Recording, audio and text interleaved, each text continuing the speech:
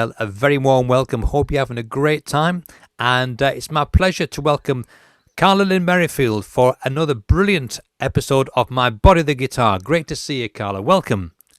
Great to see you, Paul, and welcome to everybody. I hope everyone is staying safe and distancing because the end of the road is in sight as the vaccines roll out. So that's my little kind of public service announcement to all our listeners out there. Don't forget to mask up. Absolutely. And just for the benefit of everybody watching, the screens on Zoom are socially distanced, so we're okay. So, Karla, this week, Jimi Hendrix. Oh God, Jimi Hendrix. So I'm going to read you the guitar that is dedicated to Jimi Hendrix, or in his honor, because the poem is actually dedicated to you, Paul. And as we've talked before, I have not read a biography of Jimi Hendrix. I've listened to the music, certainly a lot. But everything I know about Jimi Hendrix, I learned from you, Paul. Well, between I'm talking, honored. Yeah. Well, sessions. I mean, your knowledge of him is so in depth, and you've shared it so well. Whether it was sessions on the Queen Mary 2 when I was on the ship, and your top groupie for that world voyage. Or in your recent Zoom sessions. So everything I know about Jimi Hendrix, really, I mean, the background is from you, and also listening to how you interpret him. So I'm gonna read this poem, and it's called Jimi Redux. And Redux, I went back this morning and looked it up, just in case you don't know, or our listeners don't know. Redux means that something has been brought back in a positive way. And the definition was very clear about that in Merriam-Webster. Redux, something that has been brought back in a very positive way. So this is Jimi being, I'm hoping, through the poem, bringing him back in a very positive way. So let's roll. Jimi Redux.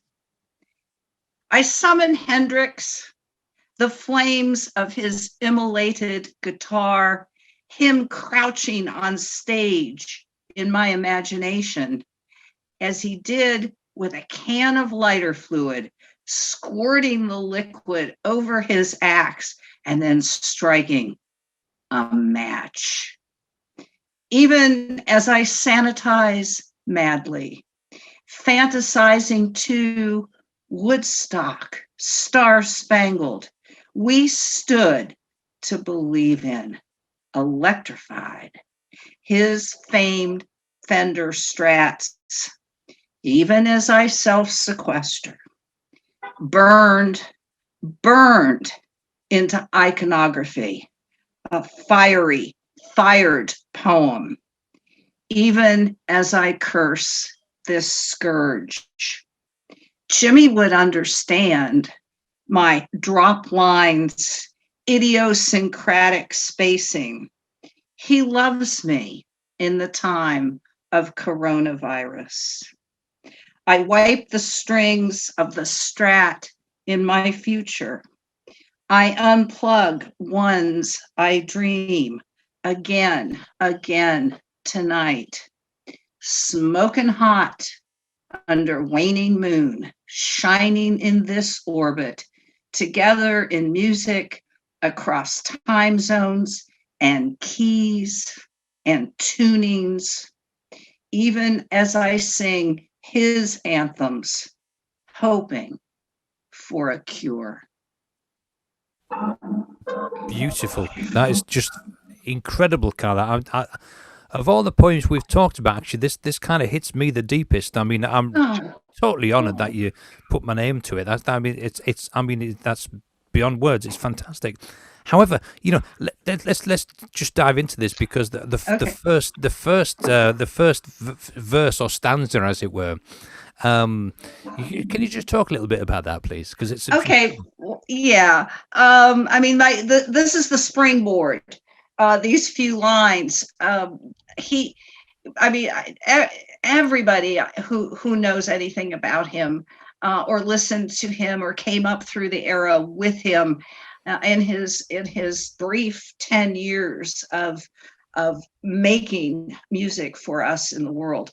Everybody has some vague memory, I would think, of the time he lit his guitar on fire.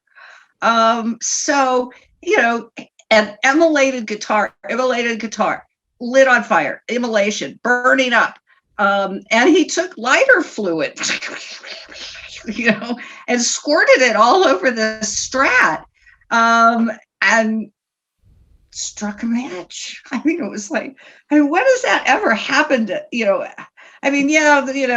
was all that in the 60s and 70s, the smashing guitars and all that kind of stuff, but to light your guitar on fire, extraordinary. No, I don't think it's ever happened again. I've never heard of it, anybody imitating that.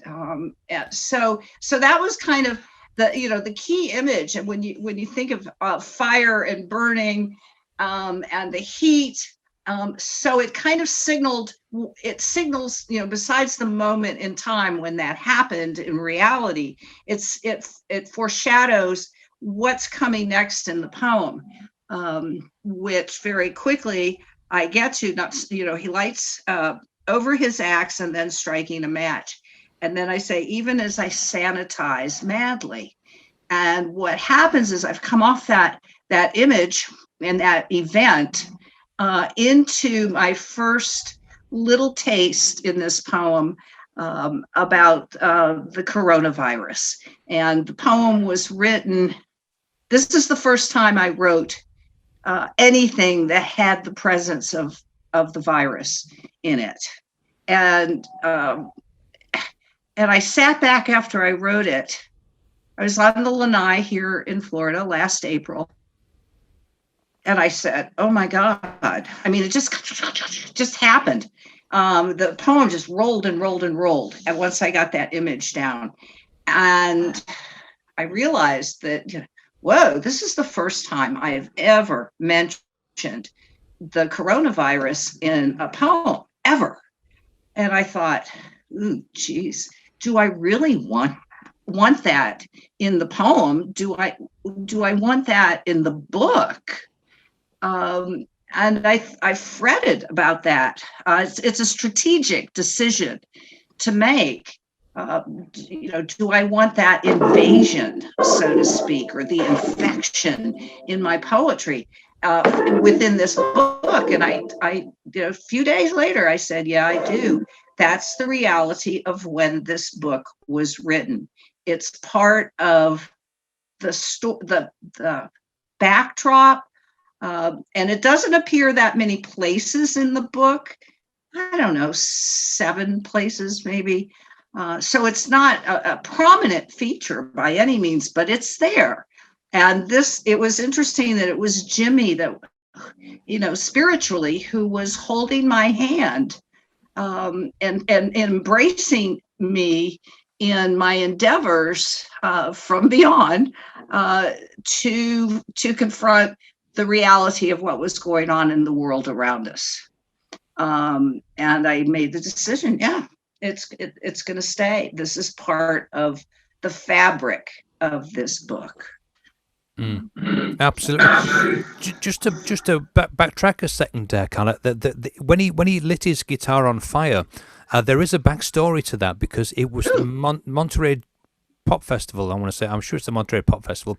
It was one of the first major time he'd gone back to America to play, and of course, with anything destructive in music, the Who were involved with it, right? Because Pete Townsend was one of the first people to smash a guitar. Ironically, not by accident. They were playing a small club just outside London, and he took his guitar off after the gig, and he broke it on the ceiling. He broke the headstock in the ceiling, and then people started laughing, so he smashed it. There was 50 people in the crowd that night. The next night there was 200, so he had to do it again.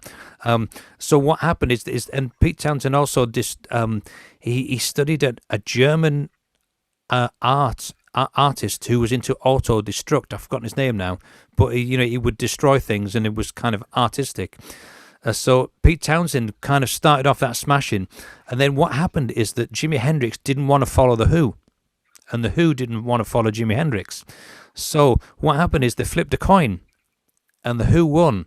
The Who went on first, of course, obliterated the place as they would. So the only way Jimi Hendrix felt he could top that was to burn his guitar.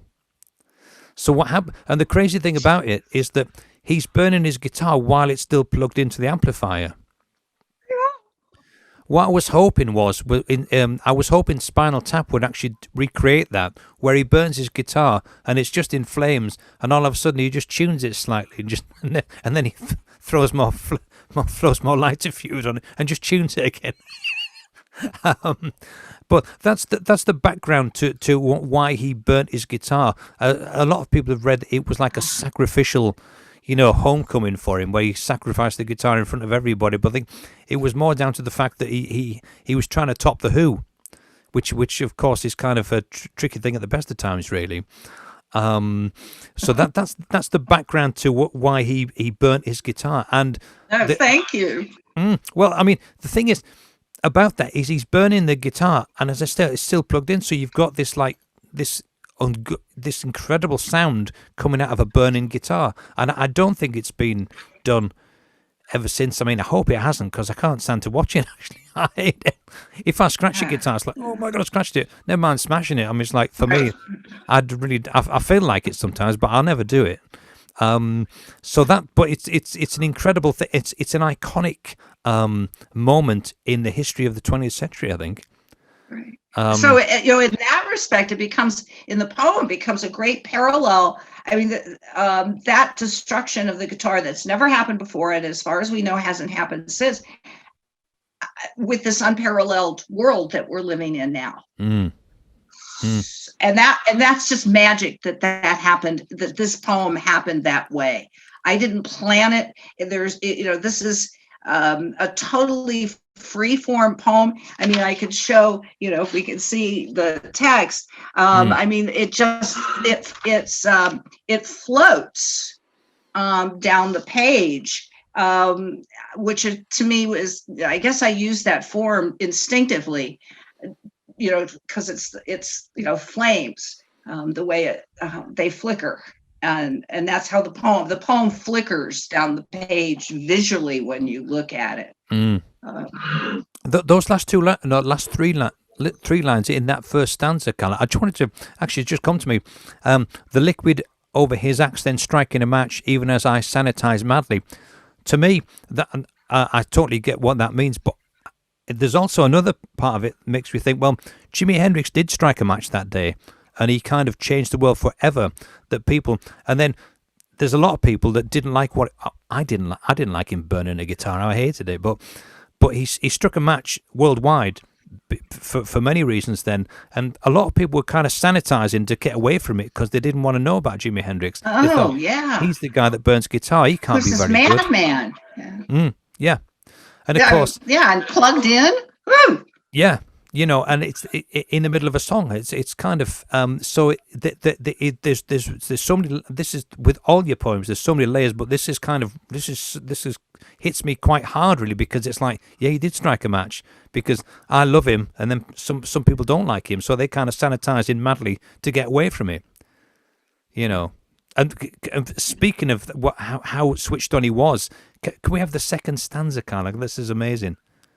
Okay. Fantasizing to Woodstock, star-spangled, we stood to believe in, electrified his famed Strats. And of course, I'm making reference here to his, I mean, you think about Jimi Hendrix, and if you aren't a fan or know very little about him, chances are, because of pop culture, that he played at Woodstock, and that he played the Star-Spangled Banner in a way that the world had never heard before. So that's the focus of this. I mean, we stood and I mean, the protocol is you stand for the national anthem, you stand for the Star Spangled Banner. But at Woodstock, people stood not only for his rendition, but they stood to believe in what he was doing. This electric guitar master, and his famed Fender Strats, of which, here's I think this is Woodstock. Yeah, it is. Or it's, yeah. Let's see. Let me see what the caption says. That is Woodstock. Yeah. This is it. This is Jimmy playing the Star Spangled Banner at Woodstock on his Fender Strat, which I met in person. At that Play It Loud exhibition at the Metropolitan Museum of Art, which I've referenced before. So yeah, I think with that, I was going to maybe touch on a few, maybe play actually some of the aspects of the Star Spangled Banner, because I've heard so many.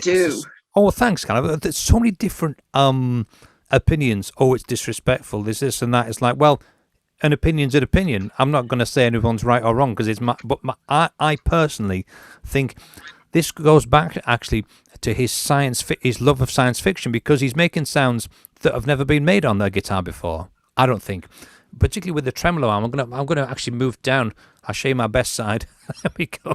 Okay. So I'll play and I'll do a few different aspects of it. I'll use the wah wah pedal, which he used as well, which is a pedal that puts the mid out of the guitar and then puts it back in again,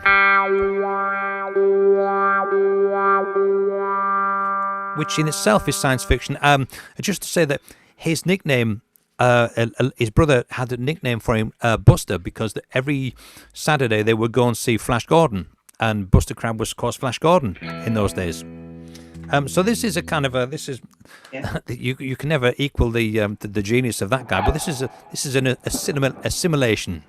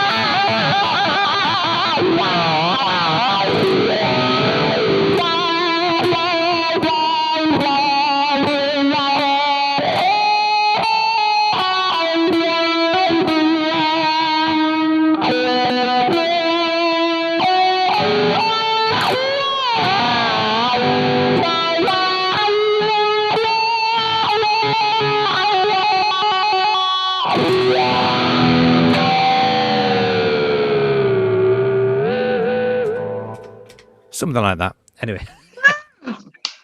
Well, thank you very much. But it's in that moment, I think he changed the world in so many different ways. Jimi Hendrix, in musically, he changed the world because as we've spoken before, he is part of the DNA of the guitar. Not only that, if you play funky music, and you're influenced by Jimi Hendrix, even if you don't like Jimi Hendrix, he's in there. And what struck me, actually, this is pretty controversial. Actually, I mean, it's an opinion. Woodstock, of course, he was playing with Billy Cox, who had gone to the Vietnam War. Jimmy didn't go to the Vietnam War. He broke his ankle, so he couldn't be drafted out there. His friend Billy Cox, who he played with in '62 in a band, he'd known from being much younger. was in his band, in the band of gypsies at Woodstock, and the shall I, without the events recently, the Star Spangled Banner is his version is more valid than or as valid as it today as it was then. You know, and I don't want to go into too many details because I know people have opinions on this. Absolutely. So I saw some video this afternoon of what's going on at the moment, and we were in where are we now? We're in February, aren't we? And it was like if you put Jimi Hendrix's version on that video or the videos, it's like, well, yeah, he's as valid now as he was then, and he's been dead 50 years. Oh yeah. You know, it's hard to believe. He's still on the cutting edge of music, even after he's been dead for 50 years. You know, it's amazing, brilliant. Thank you, Carla. I feel, I love playing the Star Spangled Banner. Oh, thank you. So the next stanza, I didn't stand Carla. up, but I put my hand over my heart. Oh, you're very kind. Thank you. Okay. So we're coming off of Woodstock, and even as I self-sequester. And that's the little coronavirus refrain. Even as I sanitize madly, even as I self-sequester, even as I curse the scourge. I mean, that's the, almost a mini refrain, that even as. So coming out of even as I self-sequester, burned into iconography, a fiery, fired poem. So the iconic burning of his guitar, lighting the lighter fluid match, is burned into iconography. I mean, that's part of the great cultural, pop cultural world. And then it's also burned iconography that's woven into this fired poem. I mean, he fired me up as I was writing this. I mean, he was right there with me. And it's a fiery poem in a way, because I'm mentioning, burning guitar, and it's in a fiery, this global threat from a virus. So it's a fiery, fired poem. He fired me up, and it's on fire. Anyway, that's, even as I curse this scourge. Yeah, I totally agree. If we go to the next stanza, Carla, this is so much information. This is wonderful. So I've mentioned, they call this meta poetics, when you reference yourself or the writing of the poem, and it is a self-conscious poem. I'm in the process of writing this as the poem goes on, and I'm giving him because of the way he played his guitar, as you just so beautifully demonstrated, he would understand what I'm up to in this poem.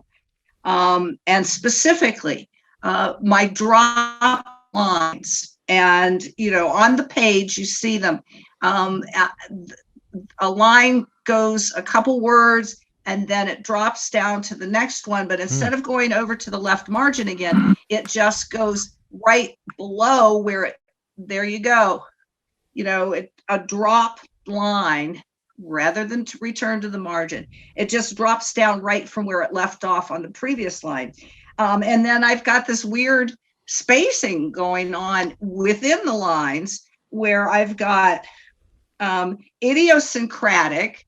Okay. It's just the way it happened. It's just, Karla's style in this particular poem, idiosyncratic spacing. So there's this big gap between idiosyncratic and spacing. And that happens a few places in the poem, where the lines are stretched out with this big breath, is what it is in terms of poetry. I mean, we're used to taking a breath at the end of the line, or we take a breath in the middle if there's a comma. Those kinds of standard breaths in poetry, but with this kind of approach, there's this huge breath, not just a comma, this huge breath in the middle of the poem. So you got idiosyncratic spacing. And he could do that because he would hold, to allow the wah-wah pedal to go out and in on a note or a chord. And that's kind of what I'm imitating in a poetic way, that kind of breath between the notes or the chords that allows that effect to happen, that reverberation that goes out and in.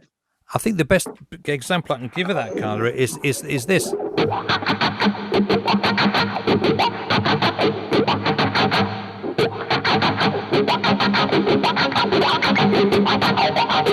He has a gap there. There's a high, it goes psh, on the record. Better than that. I sound like a train. But it's kind of, there's so much space in Jimi Hendrix's music because, especially as he was mainly a trio for most of his career, as the experience. But yeah, he would in Voodoo Child.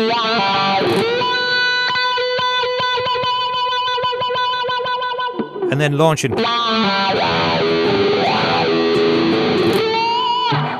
And he really has that cry on the guitar, which I'd never heard anybody do that before. And I think it's because also when he played guitar, he had his hands kind of like this. I mean, some people play like this, like a classical style with the thumb in the back, but he kind of had his hands wrapped around the guitar, so he's playing bass lines with his thumb as well, which is kind of... I can't do it. It's really hard to do that. Well, I find it hard. But he had big enough hands to do that. And because his hands were kind of wrapped around the guitar like this, he played a certain way. And I think that he liked the space in the music because he liked to hear other people play. And when you hear Mitch Mitchell, the drummer, and also Buddy Miles, of course, in the Band of Gypsies, there's a real conversation musically between him and the drums. The bass player's kind of holding it all together and holding the bass line down, under the foundation band. But rhythmically, Mitch Mitchell, when you watch him play, he's like an octopus. He's so influenced by jazz and things like that. And Jimi Hendrix loved the interplay between the two together. So the rhythms, when you say drop lines and idiosyncratic spacing, then I think you can hear that a lot. Jimi Hendrix leaves a space and Mitch Mitchell kind of fills it with this wonderful kaleidoscope of rhythms, because there's so many rhythms going on in Jimi Hendrix's music, from him, from his voice, from the drummer, from the bass player, and it's there's so much going on. Coupled with that, the total and utter commitment to excellence, and which if he was around today, he would be a big, he'd be saying, put your mask on. He'd probably have a song, put your mask on and get this sorted out. He's a very positive guy in terms of the very difficult upbringing he got. It's so that's an incredible verse. There's so many aspects of this kind of jump off the page at me, and the next one's exactly the same. Actually, kind of there's so many things. There's so many things to do that.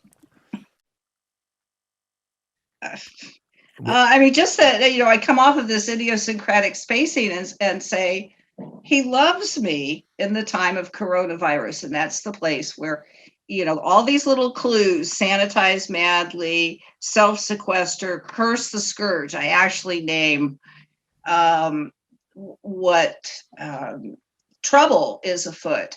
But to say, I actually claim, it's pretty ballsy. But that's how I felt, Paul. He loves me. Across the veil of living and dead and 50 years gone, to be held when you can't be held. I live alone, so I don't get to touch people, and to sit there. I'm almost getting teared up. I really felt, through all this, oh my God. Here's Jimi Hendrix, and he loves me, and I'm going to get through this, and I'm going to be okay. And he's, his magic and his genius was right there with me, supporting me, and I hope that transfers, to the people who read the poem, that they can feel the love, as odd as it sounds. I think it's so true, because I've read an enormous amount about Jimi Hendrix, and the one thing I've never ever seen is anybody say anything negative about him, who he was with. He was never anything negative, because he was such. His upbringing was very difficult, as we know. His mother died early, and he kind of raised his brother with Leon with his father was kind of it was falling in and out and things like that. It was a very difficult time for Hendrix, but he came back and he looked after his family, and he was a very, very giving guy. I think that's the thing. Very, very positive. Santana always has the right phrase for me, the universal tone. You mentioned Jimi Hendrix. Jimi Hendrix, to me, definitely has that ability to. There's not an hour goes by when I'm awake when I don't think about Jimi Hendrix at one point. Wow. And music.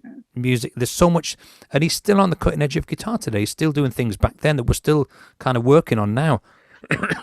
But Santana, he's just like Bob Marley, like Martin Luther King, Miles Davis. All these great players have B.B. King, Muddy Waters, Bessie Smith.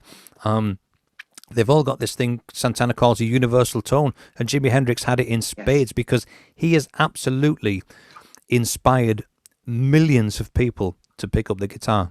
Millions. Well, and you think, oh, I'm sorry. No. Think of what happened when he went to England.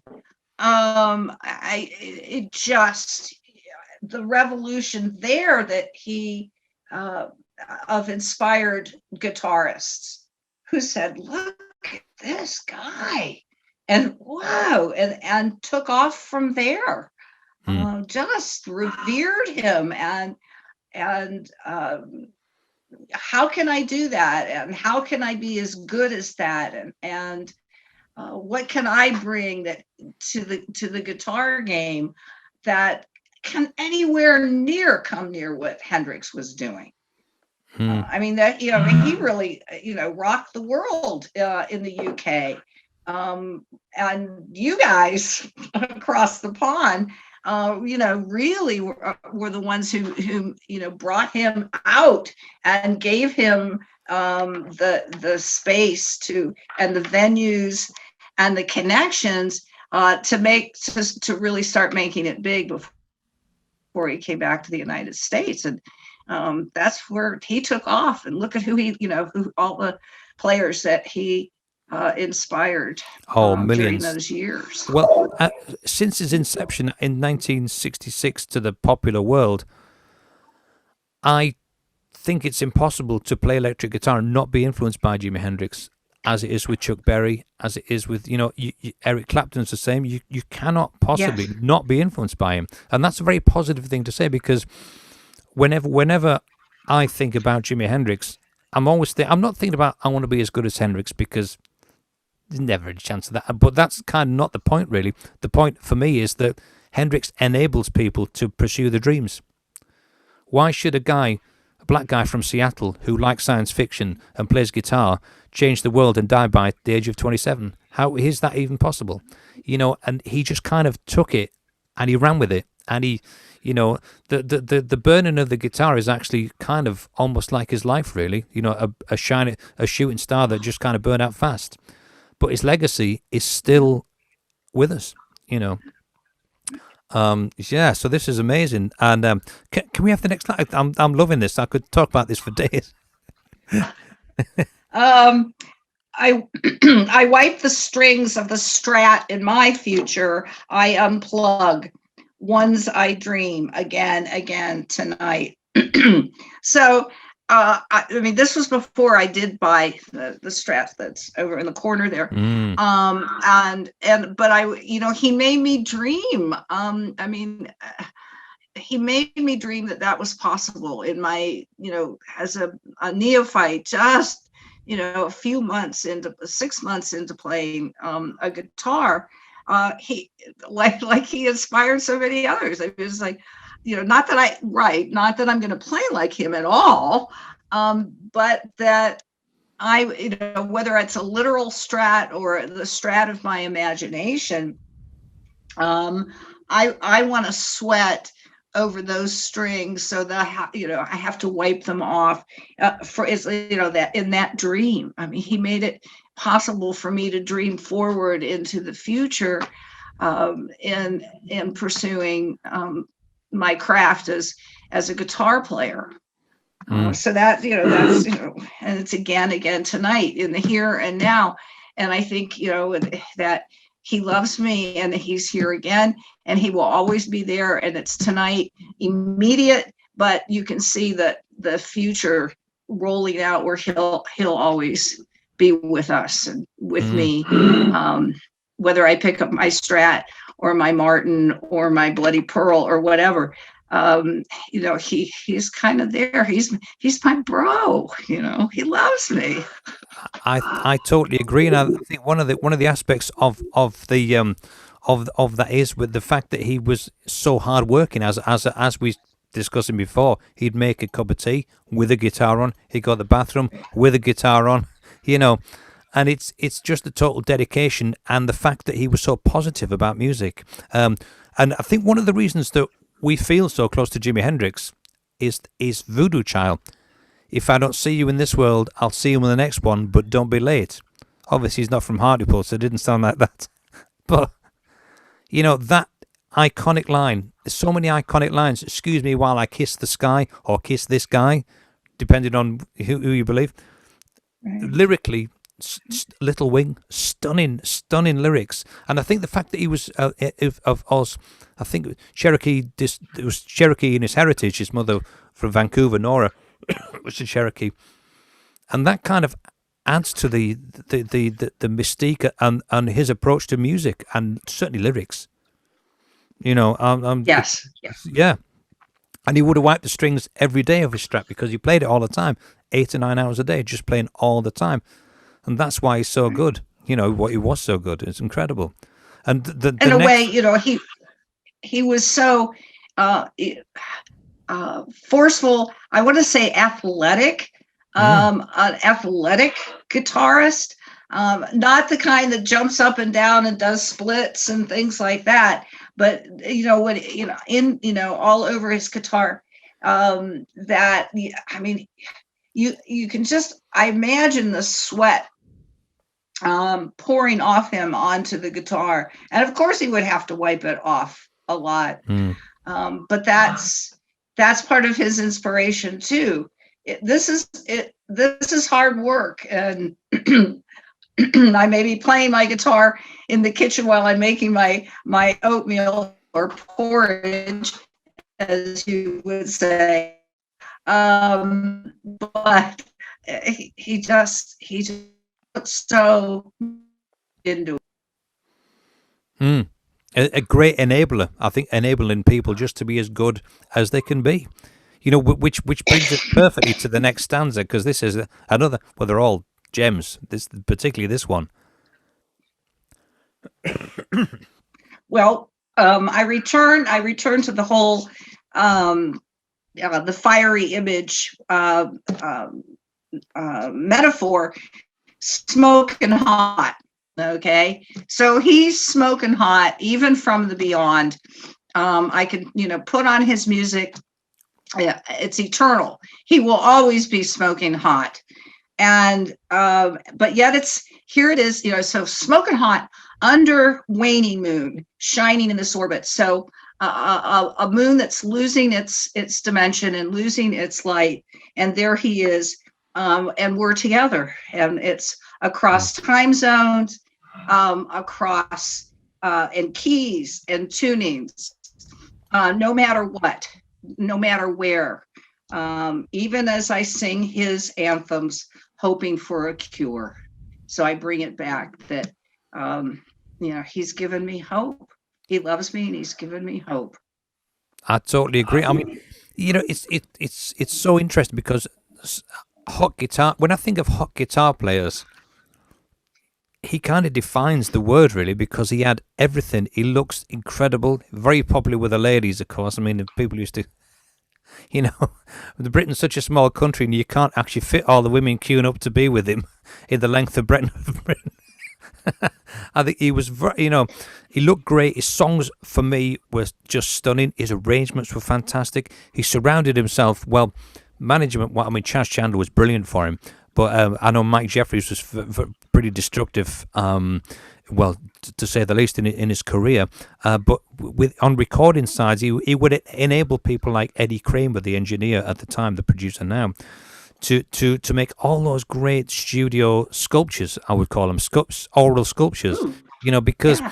he's kind of crafting this soundscape. It's not just music, and I mean, he's certainly and he's kind of his own genre. I think I always think, oh, it's Hendrix music. It's not rock, it's not blues, it's not Motown, which is the reason he couldn't get signed in the first place. He didn't fit into a box until Linda Keith Richards' girlfriend at the time, says to Chas Chandler, from Newcastle upon Tyne, says, "You've got to see this guy."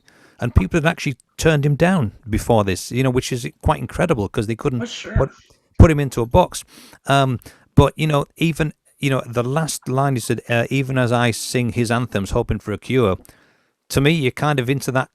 For me personally, it's kind of going back to the Star Spangled Banner type of treatment of the song. He's kind of, letting everything out, and that's the release. I think when people hear Hendrix, it's kind of a release. You kind of, to me, he's the world's greatest therapist, even though he's been dead 50 years. Because I'll put his music on thinking, do you know what? I feel better. I feel better. Whatever I'm doing, I'm going to feel better for listening to his music. Now, I'm a big fan, so it's not for everybody, but for me, the whole thing of the poem is just as valid now, 50 years on, as he was then, if not more so. It's amazing.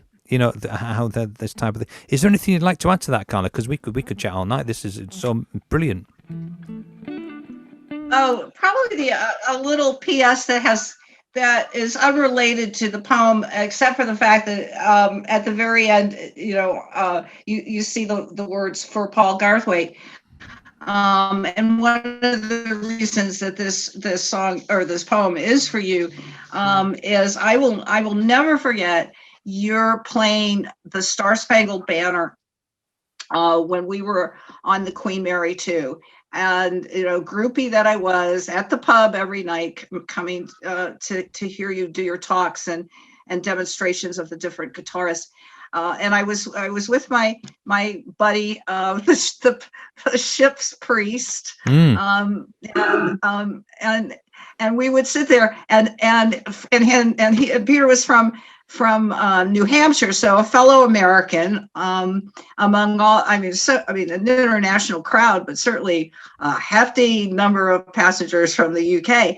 Anyway, and you started playing the Star Spangled Banner, and I stood up off my bar stool at attention for the Star Spangled Banner, and then Peter joined me immediately, and we stood there, and the bottom line was, that was the first time I felt good about my country in several years. And tears were rolling down my face. So that kind of backstory, that it's not in the poem. I mean, it is a tiny, tiny bit, the Star Spangled Banner. I will never forget that. And it took you and Jimi Hendrix and his rendition of the Star Spangled Banner to make me stand tall and proud and say, my country is going to come through this. We're going to be okay. Anyway. Yeah, that's fantastic. Well, I can't think of a better way to end up with that, Karla. That is the brilliant. That's really basically the last line of the poem for Paul Garthwaite. Well, you're very kind. Thank you so much. It's an utter pleasure. Thank you so much for discussing these. This is such an amazing series of chats, and I cannot wait for the book to come out. I think it's going to be absolutely incredible. I got to keep writing. I mean, I'm looking at my stack of biographies. I do have Pete Townsend yet on the to-do list, so and Robert Johnson is, and Keith Richards. I mean, there's still a few poems to go, but I'll get there before it hits the shelves in late in December this year. Well, all I can say is Merry Christmas. Right, it will be. Absolutely. Thank you so much, Karla. As ever, it's a pleasure to do. Thank you, Paul. I really look Thanks forward to the next one. everyone. Thank you so much.